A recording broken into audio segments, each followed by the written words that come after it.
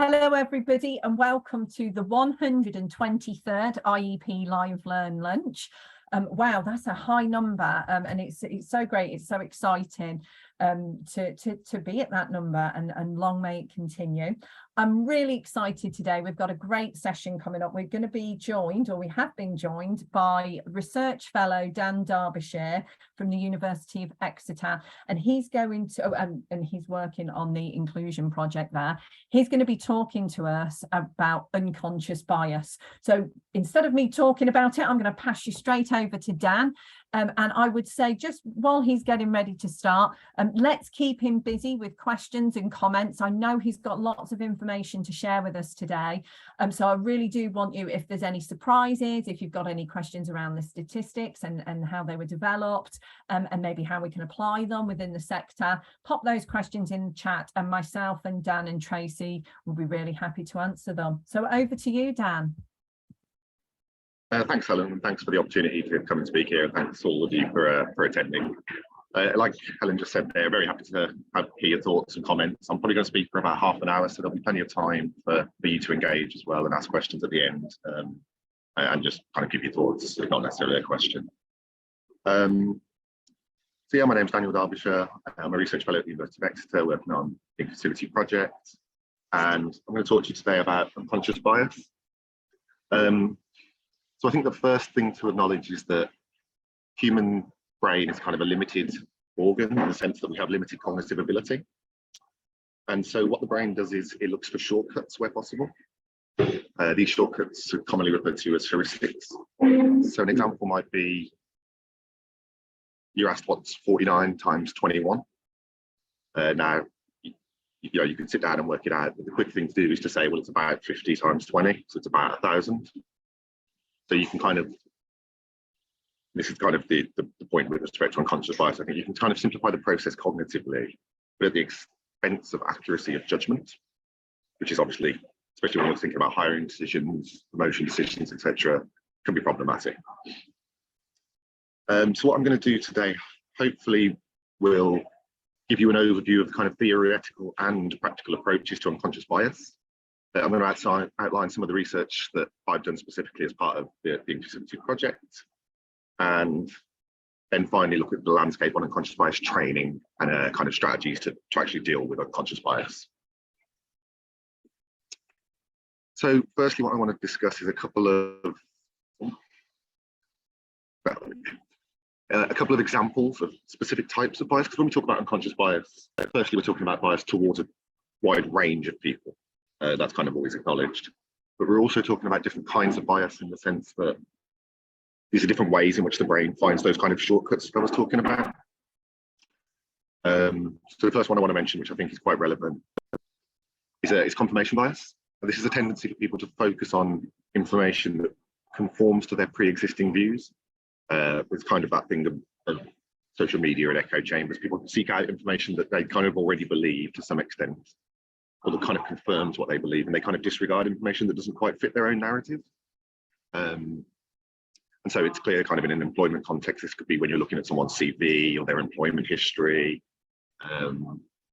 specific examples, things like that. I think the other one that's really important when we think about unconscious bias in the workplace is similarity, also known as affinity bias. Now this is where people are shown to have a kind of a general preference for people who are more like themselves. This operates across a broad range of characteristics, gender, race, sexuality, but also kind of more trivial things, football team that you support, silly things like that. One thing to also highlight, that I want to highlight, is that unconscious bias is kind of in the name in some sense, but it's unintended. So here's an example from Google when they were kind of first thinking about launching a mobile phone app for YouTube, basically. And I'll just read the quote. So when YouTube launched their video upload app for iOS, between 5 and 10% of the videos were being uploaded upside down. So were people shooting videos incorrectly? No.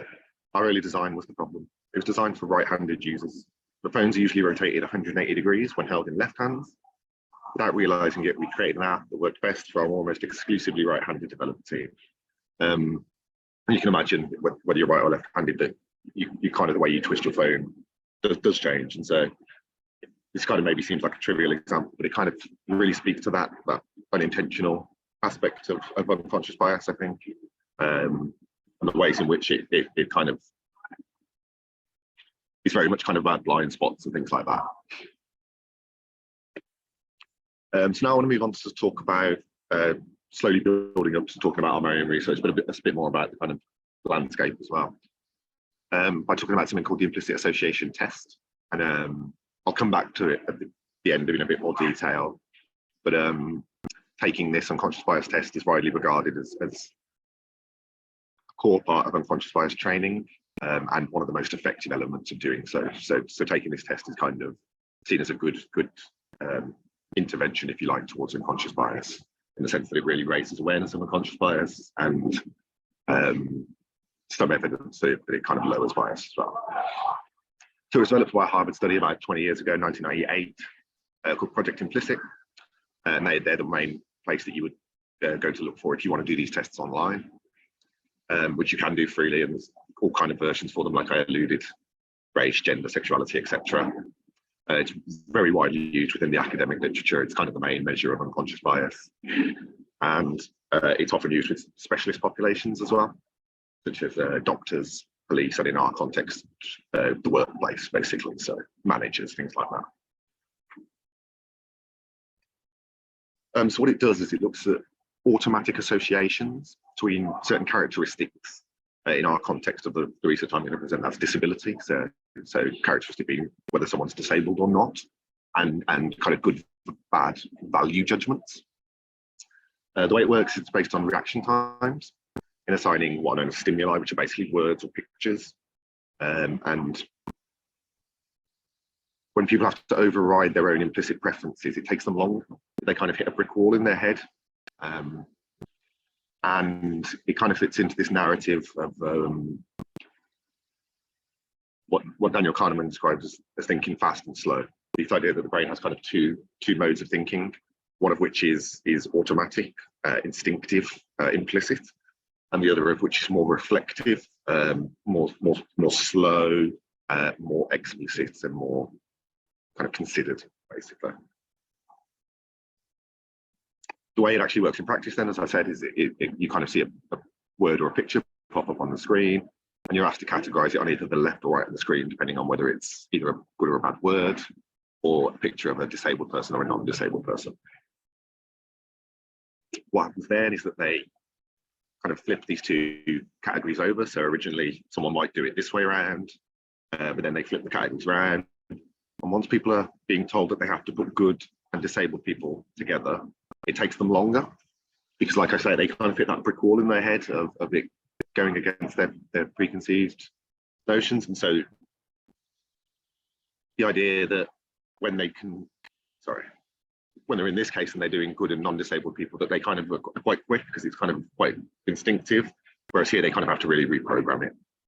And the other thing I should say is that whether people do this or this first is randomized, and so it's not that they always do one first or the other first. But people are generally slower in this case when they have to assign good and disabled people together, because, like I say, it just kind of creates some kind of cognitive dissonance, a kind of an incongruence in their brain that just takes them a little bit longer. And the amount of time longer it takes is kind of the strength of bias within this measure. So that's kind of an idea of how it works. I just want to kind of highlight some other research before I speak about my own study, and that's to highlight that this measure, this implicit bias measure, it's been shown to correlate with behaviour, to predict behaviour in a number of employment-based, workplace-based settings. So with respect to age, for example, people who scored higher IET scores, which means more unconscious bias, that correlated with them making lower assessments of older job applicants. So they were showing a kind of an ageism, which the implicit association test had picked up. In the context of race, again, we see that higher IET scores more unconscious bias correlate with real life hiring decisions in that study, with respect to Arab Muslims in the Swedish context in that case. There's a couple of studies there that show that. And again, there's another one that looks at people's gender bias and show that it correlates with the tendency to pick a male candidate in a fictional labour market, where they kind of have to choose between candidates, they're more likely to pick a male candidate, basically, if they scored higher on the unconscious bias test. And so it kind of, there is a body of evidence that it correlates with real life behaviour and discriminatory behaviour effectively. That's in the context of employment. It also happens in the context of healthcare. So, for example, higher racial IAT scores correlate with more discrimination in diagnosis or prognosis for Black patients, for example. So there is a lot of evidence. This is kind of a robust measure that picks up some.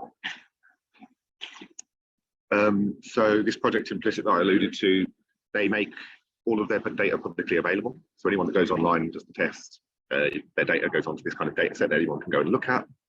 So I went back and I got all of the disability data that was available, which in total is about 500,000 respondents, and looked at kind of the categorization. Generally, we come with these 7 categories of bias from this test, which range from strong pro, in our case disabled, but it could be strong pro white bias, strong pro gay bias, etc.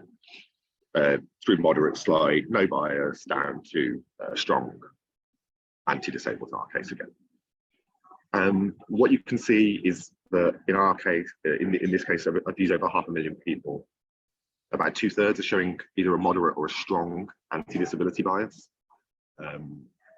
Disability bias is one of the kind of strongest forms of unconscious bias, and it's quite persistent as well. So, for example, I've done some research that shows sexuality bias has fallen quite a lot over the last 10 years, but disability bias has remained stagnant and quite high as well.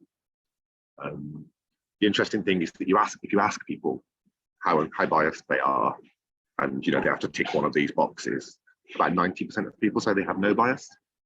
So that goes back to that cartoon I had on the first slide. I don't have any unconscious biases, at least that I'm aware of. So most people are kind of explicitly saying that they don't have bias, but the test is kind of picking up something. And like I said, that often correlates with real life behaviour as well. So it is kind of capturing something. Now to move on to the research that I did, we got just over 100 people from the kind of business community across the Southwest, mostly, and again, even within that, mostly Cornwall, because we were interested in 2 particular questions about the unconscious bias. And one was whether people involved in hiring decisions, so kind of managers, HR professionals, that kind of person, had lower unconscious bias, given kind of the training that they do, their kind of legal remits, all that kind of stuff. As you can kind of probably see here, there's not much of a difference between those and people who don't. Kind of the blue and yellow bars, kind of the same size at each level. So again, in both LRK, it mirrors the kind of pattern that we saw with the public data. About 2/3 of people are showing either a moderate or a strong preference for non-disabled people, so a bias against disabled people effectively. The other question we were interested in was the size of firm, because obviously large firms have got they've definitely got more resources in terms of training and development, personnel, etc. Dedicated HR departments to monitor this kind of stuff. And we had a nice split between small and large companies actually, but again, we found no differences. So people who worked within large companies had relatively similar levels of unconscious bias. Again, these kind of 2/3 moderate or strong bias towards disabled people. So the size of firm didn't really seem to make a difference, and it kind of got us questioning to some extent, because obviously we had expected this might make a difference. It kind of got us questioning what businesses are currently doing, especially big businesses. Is it working? And I'll come back to that. One of the aspects to talk about is I talked there about those kind of things that don't really affect unconscious bias within our sample, but there are a few factors we find that do affect unconscious bias. One of which is that women have lower unconscious bias. That's true in general, actually. So we find it with respect to disability in our study, but it's true with respect to all aspects: race, sexuality, gender identity, gender, and so that's kind of a consistent finding. The thing that we do that's kind of interesting and novel is we look at people's own health status with respect to their bias towards disabled people. We use a kind of health questionnaire, and we found that people who had a worse overall health status themselves, have lower unconscious bias towards disabled people. This isn't a kind of an unsurprising finding. It's been shown with respect to other things. For example, Black people have lower bias towards Black people. Women have lower bias towards women. The third aspect, which again comes across in other examples as well, race, gender, sexuality, is that people who have either friends or family members who are disabled have significantly lower bias. Again, it's referred to as contact in the literature, and it's shown to be consistently a strong reducer of unconscious bias, having either friends or family members who are that particular characteristic, basically. And so I want to come back to that question that I kind of touched on a moment ago. That's about the efforts of big firms, and in particular unconscious bias training, and this question of, well, basically what is it good for? You may have seen a couple of years ago, there was a bit of a political football made of this idea of unconscious bias training. Keir Starmer, in responding to some comments he'd made about Black Lives Matter protests, was kind of challenged, and therefore you see that headline there at the top: sign up for unconscious bias training amid criticism. Around the same time, because it was making headlines, Tory MPs then started to say that they were refusing to do this unconscious bias training that was being offered within Parliament. That's September 2020, and then December 2020, and I've circled about there for a reason I'll kind of highlight in a sec. This idea of unconscious bias training in the civil service is scrapped by ministers, basically. This date was the date that a group known as the Behavioural Insights Team, which used to be a kind of government think tank, and now it's kind of an independent think tank. But they released a report basically on the evidence for the effectiveness of unconscious bias training, and it was quite damning, basically. So that was the justification for the ministers doing it. This report was like 6 pages, basically, so it's quite brief. And I'm going to talk about another report from a couple of years prior in a moment, from the Equality and Human Rights Commission. And so there is this idea that unconscious bias training is kind of doesn't work, and I will speak to that point as I go through. There is truth in it. But we see, and these are all from within the last couple of months, that women in the workplace nearly 3 times as likely as men to be the target of sexist jokes, that there are some staff at the Home Office, that Home Office have contracted, who are suing over discrimination, and that's on the basis of disability, race and sexuality, so it's not just kind of one case. There's a few cases going on there. There's also a case of a civil servant in Scotland who receives a settlement for racial discrimination in the workplace as well. And again, this was just last month. So even within the civil service and branches of government, there's still cases going on. So there's still a problem.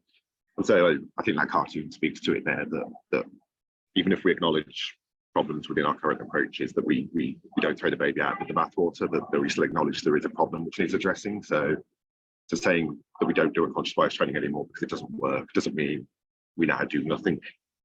It still needs a considered approach.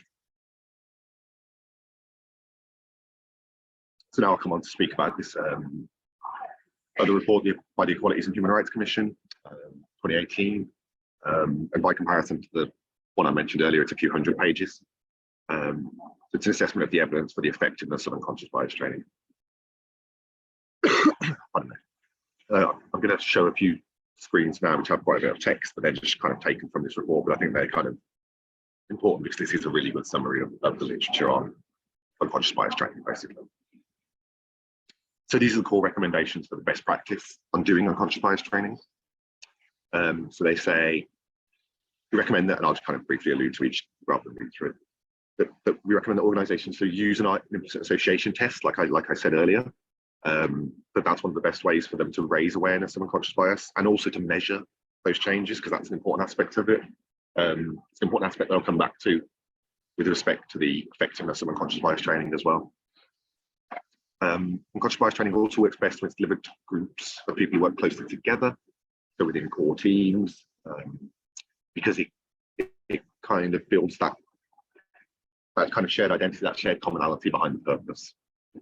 The other thing is to educate about the more general theory of unconscious bias, rather than just pointing to the effects, because the effects can kind of be lost on people, whereas speaking to the precise mechanisms helps, and also providing strategies as well is the other thing, which is kind of the most obvious thing, I guess. But providing specific and practical strategies that people can use to address their unconscious bias. So just to speak to some of the further recommendations from that report. So the Equality and Human Rights Commission, they recommend that people evaluate their unconscious bias training as well. And again, one of the best ways to do that is with the Implicit association test, and use it before and after measure. So you do it before and after any kind of training or intervention that you want to do. Because I think the point there is that, like, when businesses spend money investing in their staff, like through training or personnel and development, they kind of usually expect to see a return, right? And that return is in some way tangible. The member of staff gains a new professional qualification or some new competency, etc.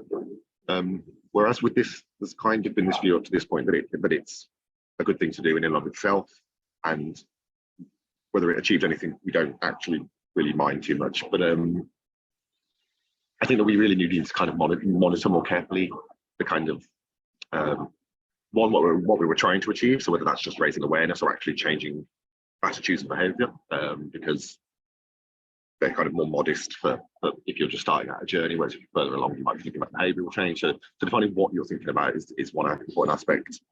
But yeah, to get that kind of before and after measure as a sign that your investment in people is being, you're getting a return on your investment in people, basically, is an important thing that businesses should be doing more systematically, I think. Because I think as well, you've got the situation where we have this approach maybe that it doesn't really work so much, and there's a lot of evidence that it raises awareness of unconscious bias, but behavioural change is a bit more sticky. And so you have this situation where businesses are kind of doing this unconscious bias training, not really realising it's working, but if they kind of measured the change and things like that, they'd realise it wasn't working, and as I said with the baby in the bathwater, try something else, try a new, different approach, basically, that would hopefully, work better, and if not, then again, you try something even more radical. I think that one of the problems with respect to unconscious bias, that again is highlighted within this report, is one that you have huge quality differentials. So anything under the sun can call itself unconscious bias training. There's no kind of guidelines or standards on what that should look like, what that should consist of, and so that's problematic from a point of view, one, of building an evidence base that it works, and two, just from a business confidence point of view. It undermines confidence in that unconscious bias training market. There is good and bad provision out there. So kind of establishing some kind of framework guidelines on quality assurance, if you like, would be some beneficial in kind of multiple ways. So that's kind of, I want to draw it to a close here at that point, and then hopefully kind of hear from you and or just address some of the comments, questions that have already been. I just want to come back to this thing that I talked about at the start, demonstrated through this cartoon. I think that the idea is to switch from being unconsciously biased to consciously unbiased, and I think that's what it has to be, and that's what it needs is kind of very clear and concerted effort to be consciously unbiased. So yeah, open up to comments and questions. I saw a few pinging in, so thank you, Dan. And that's a tricky one to keep saying, isn't it? To move from unconsciously biased to consciously unbiased. We will get there though. And tricky one. We have been sort of chatting within there, and I'm sure there's some questions will come through, but I found those figures really interesting. So and there's just so many stats we could ask you for, isn't there, from the research around the work you've done. So if anyone wanted to explore this a little bit more, how would they be able to do so, and when would they be able to do so? So when are you publishing, and when would it be available? So there's already more resources on our website, which I can send around with the slides or something like that. And so it explains what we've done in more detail, and it's also links there as well that people can go to. The other one that is good for unconscious bias is ACAS. They've got some quite good resources on unconscious bias, because obviously in a workplace context, which I found useful as well. So I'd recommend either one of those two, really.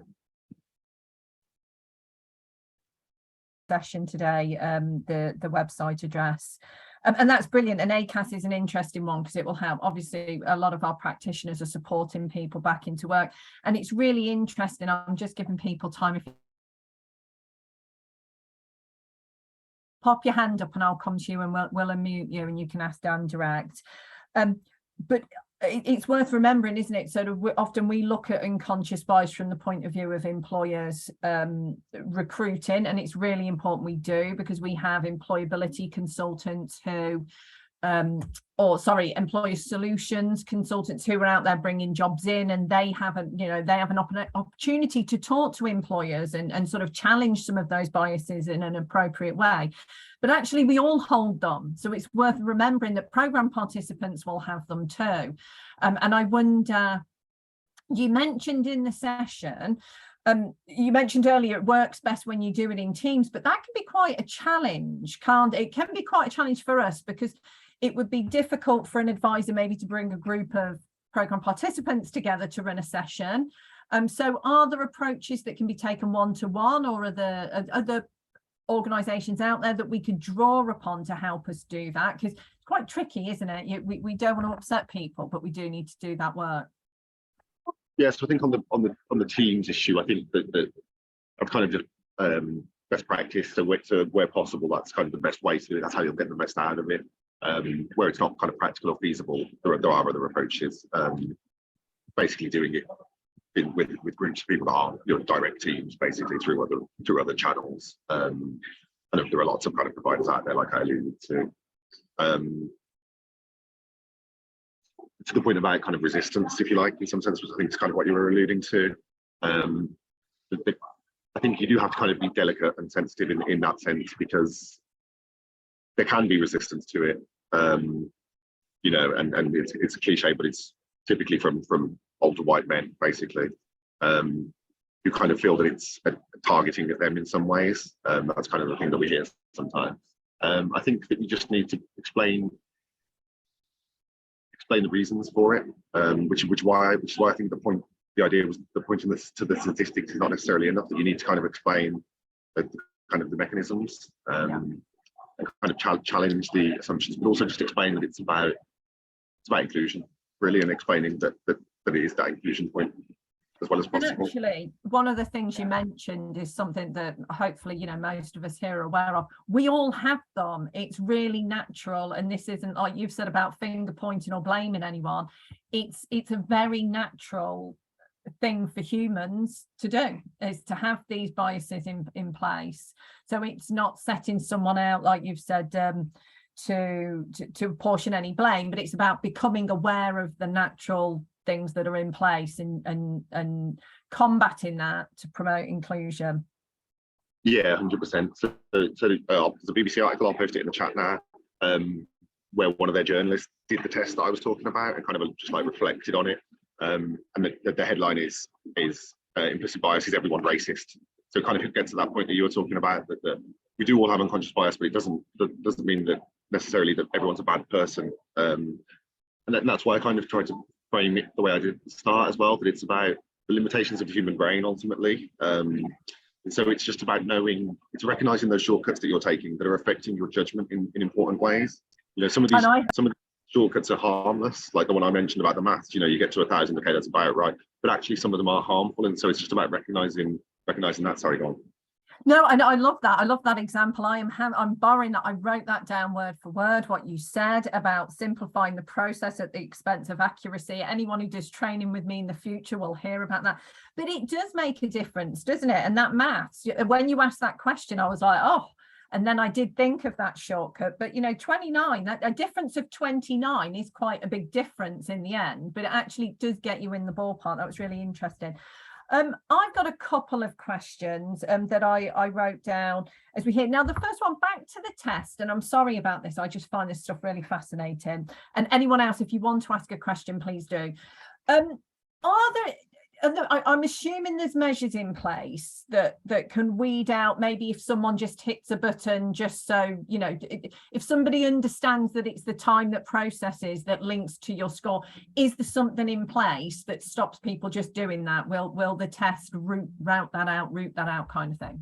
Yeah, no, that's a really great question. So there's a couple of aspects on that. So one is that, yes, if people are really fast or really slow, they kind of get dropped out automatically. But if I think it's less than like 0.1 seconds reaction on average, they get dropped out. It's just like impossibly fast. Or if it's more than like 5 seconds or something, something like that. The other aspect as well is that there have been multiple studies about whether people can fake their results. And so, like the way they usually do it is they tell people to do this test. They give them a target score to get on the test. And people generally aren't able to do it. So they say to people like, get a score that shows you're slightly pro-gay, for example, and then people just generally can't do it. Like their true score comes out still. Oh, brilliant! Yeah. The one caveat to that is that if people keep doing the tests, then people can. And one comment there gets to it, I think. If people keep doing the test, they do start to learn how to kind of trick it, if you like. And so that's kind of one aspect of it, but I think as long as there's a sincerity there, it will keep working. But repeat exposure does limit the usefulness, especially in a short period of time. So, like, if you did 10 in a row, then yeah, okay, you may by the last one it may not be as accurate as the first one. But if you come back 6 months later, then probably you'll be fine again, I would say. Okay, that's interesting. And like Nigel had said, that he'd addressed that muscle memory can play a part. So a couple of the questions, everyone's letting me ask the questions, which is great. Because I am fascinated by it, and I can think of several. As I say again, just pop your hands up. I can see everyone, so if you do pop your hands up, we can unmute you. You can ask a question. Are there any theories, or do you have any more information on why women have lower bias than men on these? So like that's something I'm writing a paper on at the moment. So just to give you the context, the fully on that. So I hosted what's called a Nuffield research placement over the summer, which is where you get an A level student for 2 weeks to run a little mini research project with you, where you kind of teach them the ropes about university. It's particularly about widening participation. So it's for people whose parents didn't go to university. And so I worked with a couple of girls on that over this summer, and we decided to look at women's bias across multiple versions of this test, because it was something I'd observed just from reading the literature. Like I said, it was a caveat to my paper. Okay, by the way, women have lower bias. And that was kind of always happening. And so I wanted to look at it in a more systematic way. And so I downloaded the most recent year's worth of data for the race, sexuality, transgender, disability, age, and gender versions of the test. And women had lower bias on all of these versions except for one. So there were two gender versions. One is gender science. So it looks at associations between men and science and women and arts. And the strength of those associations, and there women had lower bias. But the other gender version is gender career, which looks at associations between men and the workplace and women and families. And on that one, that was the only one where we found women to have higher levels of bias. And I think that initially I didn't expect it, but from speaking to people slowly over the summer and the two students I worked with as well, the explanation we got to that kind of fit it all together was basically that it's to do with patriarchy, which explains obviously that gender career part, but also the other parts, because women basically are a marginalized group within society, so they have that kind of empathy.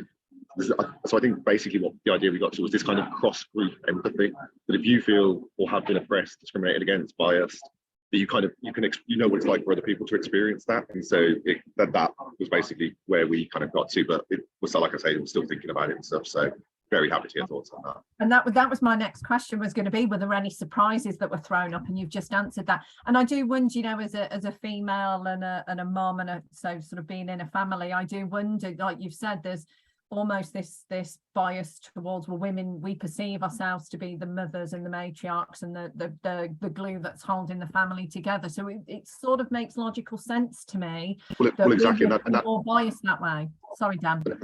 And that's even and that's even kind of continued as women enter the workplace more. There's still that expectation that they're the ones associated mainly with family. So as the kind of gender balance in the workplace has leveled up a bit, the family hasn't quite caught up yet. There's still a strong association that women is family, even if there's less association that women shouldn't be in the workplace anymore. That's kind of gone, but there's still the family association a lot of the time, I think. Okay, that's really interesting. I could talk to you about this all day. I can see Anna's got a question. Yeah, exactly. Yeah, I really could keep you busy all day with this, Dan. And yeah, so Anna, did you want to unmute or? Yeah, I've just unmuted. I did some training with a UK-based organisation quite some years ago called Shire Pro, and they have adapted the American question on bias and now do a implicitly test, which is a UK-based. It uses UK-based language as well. So I wondered if Dan was aware of that, firstly, and secondly, whether there's a difference in terms of the reactions you get on an American test versus the English test. The answer to the first question is no, I haven't heard of it, so can't speak to the second one as much. The one aspect that you can say is that within this public data, the project Implicit make available, people give you their location. So we can look at UK versus US participants on that version, and there's generally not any differences there. But no, I wasn't aware of that UK version, so I'll definitely take a look into that. It's really interesting from what you've described. They did quite a piece of work with Sheffield University and looked at how Sheffield was onboarding people into their STEM qualifications, and found out that in terms of language patterns, colours, images, they were really rejecting the female audience. So I'll stick their website in just for your information. Yeah, brilliant, please. All right. I think to that point about kind of language and the imagery, it is really important in the recruitment process and the way in which you recruit. One example that I can kind of speak to is with Thames Water. So they were recruiting water engineers, people who like install and fix pipes.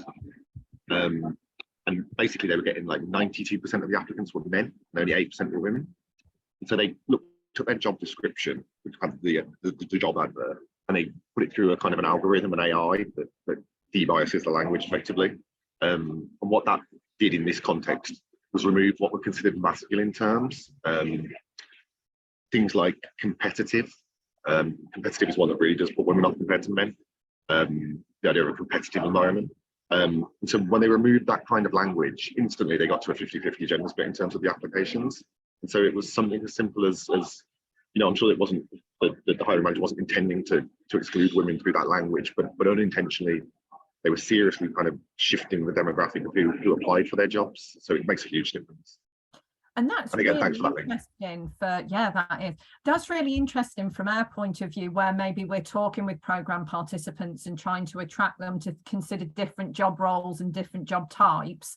The way we word it ourselves can be very, even if the employer, when they've shared the role with us, has used language like that, if we reshape that language, we're able to get people maybe to consider it or educate the employers around that fact. That's really interesting. Any other questions for Dan while we have him? I'm just seeing if anyone else wants to pop their hand up or ask any questions. I'm just looking. Anna's popped in there, broadbean.com, debias your job ads. Oh, that's a useful tip. I've not heard of those, so I will be going over to visit that later. I will, and thank you for popping those ads in as well, those links. to the chat. So for those of you who want to, you can click on those links straight away and they will work for you. But we also do keep the chat for our sessions. We are able to access it, so we can send that out to anyone who wants them. But I should be reading that Thames Water example myself. Now, this isn't the last time you're going to be with us sharing some of your research, is it, Dan? So if anyone does think of a question afterwards that you'd like us to put to Dan, please do get in touch with myself or Tracy and we will do that. But you are coming back to us, I believe, on the 7th of December, and we're going to be looking at something slightly different, aren't we? Yeah. So I'll be doing another one of these on the 7th of December, which is my birthday, coincidentally. That'll be about some other research we've done on the same project with disabled people. Basically, what we did was we showed disabled people some fictional job adverts that have some kind of slight variations, ask them which ones they prefer. And so from that, we're kind of able to kind of speak to disabled people's preferences over things like working from home, being able to set their own hours, compared to non-disabled people. And we also break it down by gender, which is a really important aspect of it as well. Still kind of crunching through the numbers, but yeah, look forward to coming back and presenting that as well. Excellent, wonderful. Well, I've not seen any more questions come in at the moment, but I wouldn't be surprised if we don't contact you, Dan, with a few more after. As I say, I have lots, but it's not fair if I monopolise the rest of your day. I know you've got lots on. So thank you very much for that. So for those of you who would like to join us on the 7th of December, and again, I think for the work we do, it's going to be really, really useful.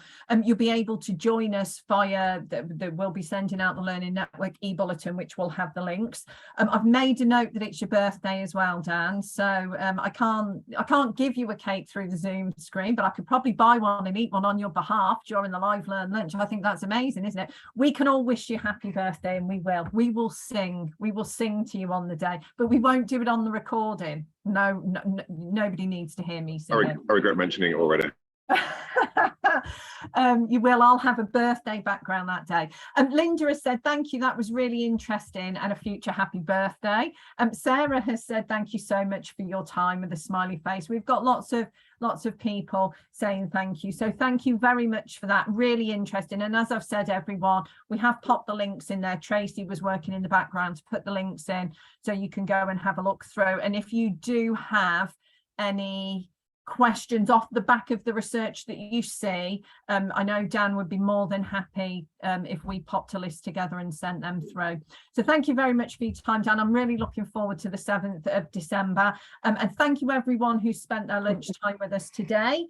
It's been really interesting. I am going to be clicking on some of those links and doing an unconscious bias test on myself this afternoon, and I look forward to seeing you all again at a future Live Learn Lunch. Thank you everyone. Thanks. Thanks everyone. Thanks for your time as well.